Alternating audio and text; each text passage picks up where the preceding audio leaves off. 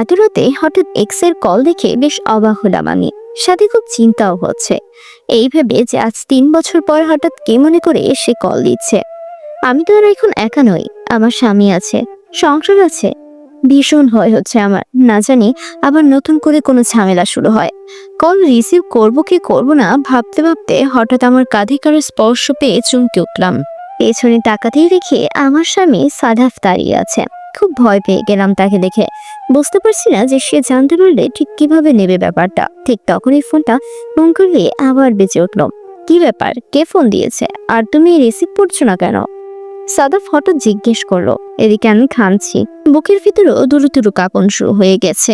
সাদাফ আবার জিজ্ঞেস করলো, কি হয়েছে, কথা বলছো না যে? আমি কাঁপা কাঁপা কণ্ঠে বলে উঠলাম, রাতুল ফোন দিচ্ছে বারবার। কেন ফোন দিচ্ছে তা আমি জানি না, আর আমি ওর সাথে কোনো যোগাযোগ রাখিনি, রাখতেও চাই না। ফোন রিসিভ করে দেখো সে কি বলতে চায়। কথা শেষ করে বারান্দায় এসো, আমি ওখানে আছি বলেই চলে গেল সাদা। ফোনটা রিসিভ করে হ্যালো বলতেই ওপাশ থেকে রাতুলের কণ্ঠস্বর শুনতে পেলাম। হৃদয়ের গভীরে কোথায় যেন রাত জাগা নিশাচরগুলো হু হু করে ডেকে উঠল। সমস্ত শরীর জুড়ে এক কষ্টের শিহরণ বয়ে গেল। কত পুরনো স্মৃতিরা আজ জীবন্ত হতে শুরু করেছে। থেকে থেকে চোখের সামনে ভেসে উঠতে শুরু করেছে তারা। সে পরিচিত কণ্ঠস্বর যা শোনার জন্য আমি সর্বদা ব্যাকুল হয়ে থাকতাম, অথচ আজ তা কত অপরিচিত লাগছে। আমি যেন এক ঘড়ির মাঝে হারিয়ে গেলাম। হঠাৎ রাতুলের কথায় আমার ঘোর ভাঙলো। ওপাশ থেকে ভেসে এলো রাতুলের কথা। মিতু, আমার কথা শুনতে পাচ্ছ? সমস্ত আবেগ, সমস্ত কষ্ট চেপে রেখে বললাম, হ্যাঁ শুনতে পাচ্ছি, বলো। আজ এত বছর পর হঠাৎ কি মনে করে? রাতুল বলল, আমাকে তুমি ক্ষমা করে দিও মিতু। আমি তোমার সাথে অনেক অন্যায় করেছি, আর আল্লাহ তার বিচার করছেন। তোমার সাথে কোনো অন্যায়দের শাস্তি আজ আমি পাচ্ছি বলেই হাউমাউ করে কেঁদে উঠল রাতুল। অনেকবার জিজ্ঞেস করলাম কি হয়েছে, কিন্তু না, সে কোনো কথাই বলছে না। অনবরত শুধু কেঁদেই চলছে। এমন করে কোনো পুরুষ কাঁদতে পারে তা আমার জানা ছিল না। অনেকক্ষণ পর নিজেকে সামনে নিয়ে রাতুল বলতে লাগলো, মিতু, তোমাকে ছেড়ে গিয়ে আমি নিশিকে বিয়ে করেছিলাম। আজ নিশি আমাকে ছেড়ে আমার বেস্ট ফ্রেন্ড নুহাসের সাথে পালিয়ে গেছে। যাওয়ার সময় আমার টাকা পয়সা, তার গয়নাগাটিও সাথে করে নিয়ে গেছে।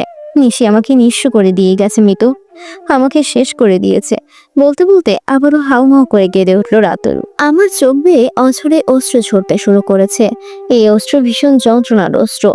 আজ রাতুলের জন্য প্রচন্ড মায়া হচ্ছে আমার। তাকে ভালোবাসতাম বলে মায়া হচ্ছে না, কেবলমাত্র তার কষ্ট অনুভব করতে পারছি না বলে মায়া হচ্ছে। এমন কষ্ট একদিন আমিও তো ভোগ করেছিলাম। আজ রাতুল এসে আমার কাছে মাফ চাইতে পারছে, অথচ আমি সেদিন জিজ্ঞেসও করতে পারিনি যে আমার দোষটা কোথায়, কেন এমন করলে আমার সাথে। আজ রাতুল এসে তার কষ্টের কথাগুলো আমাকে বলতে পারছে, কিন্তু আমার কথাগুলো শোনার কেউ ছিল না সেদিন। নীরবে নিজের সকল কষ্ট সহ্য করেছিলাম। রাতুল আজ আমার কাছে কাঁদতে পারছে, কিন্তু সেদিন আমি পারিনি আমার কান্নাগুলো কাউকে দেখাতে। কত ভালোবেসেছি তাকে, কখনো তার সাথে ঝগড়া হয়নি আমার, কখনো জোর করে একটা কথাও বলিনি আমি, কখনো ওর কাছে কোনো আবদারও করিনি। তবুও সে আমাকে ভালোবাসতে পারলো না। 4 বছরের সম্পর্কে কোনো বিচ্ছেদ হয়নি আমাদের, অথচ একদিন হুট করে সে বিয়ে করলো তার বেস্ট ফ্রেন্ড নিশিকে। হ্যাঁ, নিশিকে তো আমি রাতুলের বেস্ট ফ্রেন্ড হিসেবেই চিনতাম। এরপর কত মেসেজ দিয়েছি রাতুলকে, কিন্তু সে সিন করেনি, রিপ্লাই দেয়নি। অনেকবার কল করেছিলাম কিন্তু রিসিভ করেনি, বরং ব্লক করে দিয়েছিল আমাকে। সেদিন মায়ের পা ধরে বাচ্চাদের মতো খুব কেঁদেছিলাম, চিৎকার করে বলেছিলাম, মা, আমি তো রাতুলকে ভালোবাসি, কিন্তু সে আমার সাথে কেন এমন ধোঁকা দিল? আমি তো ওই কোনো ক্ষতি করিনি মা, তবু কেন সে এমন করলো আমার সাথে? আমার কান্না দিয়ে সেদিন মাও অঝরে কেঁদেছিল। আমাকে বুকে জড়িয়ে ধরে বলেছিল, জীবন থেকে যা হারিয়ে যায় তার ছিল কখনো আফসোস করতে হয় না, কারণ তা তোমার জন্য ভালো ছিল না, বরং তুমি নিজেকে তৈরি করো ভবিষ্যতের জন্য, কারণ তোমার ভালোটা তোমার কাছে আসার রাস্তা খুলে গেছে। এটাই তো হলো আল্লাহ রাব্বুল আলামিনের পরিকল্পনা। রাতুল বিয়ে করলে 1 বছর পর কোনো এক মাধ্যমে জানতে পেরেছিলাম যে আমার সাথে সম্পর্কে থাকা অবস্থায় রাতুল নিশির সাথেও সম্পর্কে জড়িয়ে পড়েছিল। সেদিন মনে হচ্ছিল এই পৃথিবীতে সত্যিকার ভালোবাসার কোনো দাম নেই। যে যত স্বার্থপর হতে পারবে সে তত ভালো থাকতে পারবে। নিজেকে সামনে নেওয়ার জন্য মা আমাকে যথেষ্ট সাহায্য করেছিলেন। নিজেকে সবসময় ব্যস্ত রাখতে চেষ্টা করতাম। কষ্ট হতো, তবুও চেষ্টা করেই যেতাম। ছোটবেলা থেকেই আমি ভালো আঁকতে পারতাম, আর তাই একটি স্কুলে ড্রয়িং টিচার হিসেবে জয়েন করি। স্কুলের বাচ্চা সব মিলিয়ে সময়টা বেশ কেটে যেত আমার। আমার স্কুলে সাদাফের ভাইয়ের মেয়ে পড়তো।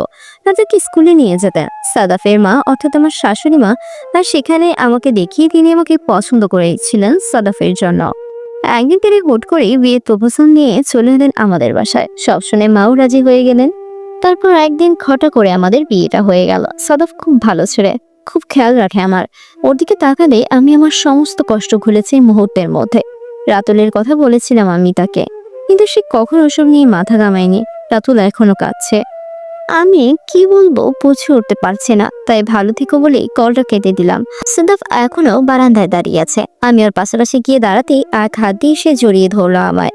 আমি কিছু বলতে চাবো, তখনই আমাকে থামিয়ে দিয়ে বললো, আমি তোমার অতীত নিয়ে কিছু জানতে চাই না। তুমি আমার বর্তমান, তুমি আমার ভবিষ্যৎ, আর আমি কেবল এটা নিয়েই ভাবতে চাই। আমি তো সব জেনে শুনেই তোমাকে বিয়ে করেছি মিতু, তবে তোমার এত ভয় কিসের? আমি তো আছি তোমার পাশে। আমি তোমার জীবনে একজন বিশ্বস্ত বন্ধু হতে চাই। স্বামী তো সফলই হতে পারে, তবে বিশ্বস্ত বন্ধু কজনই বা হতে পারে? আমি তোমার খুব ভরসার একটা কাঁধ হতে চাই, যে কাঁধে মাথা রেখে তুমি তোমার সকল কষ্ট ভুলে যাবে, নিশ্চিন্তে কাটিয়ে দিবে জীবনের বাকিটা পথ। মিতুর চোখজোড়া আবারও ছলছল করে উঠল।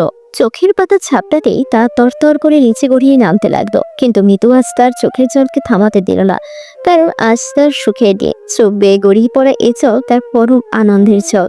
এখানে এই মিষ্টি গল্পটি সমাপ্ত হয়। তো কেমন লেগেছে তোমাদের কাছে আজকের এই গল্পটি ভালো লাগলে চ্যানেলটিকে সাবস্ক্রাইব করতেও ভুলো না যেন।